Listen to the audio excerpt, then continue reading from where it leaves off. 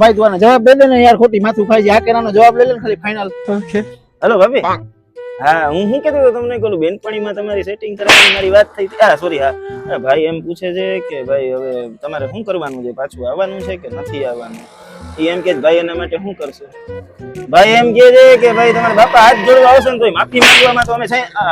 ભાઈ એમ કહે છે કે ભાઈ હાથ જોડીને માફી માંગવો છે બિચારો ભાઈ. હા હા હા તમારો થઈ ગયો પાછા આવવાનું જ નહીં. ભાઈ એમ કહે છે કે બે દીથી ખાઈને તમારી યાદમાં અંગવાય નથી.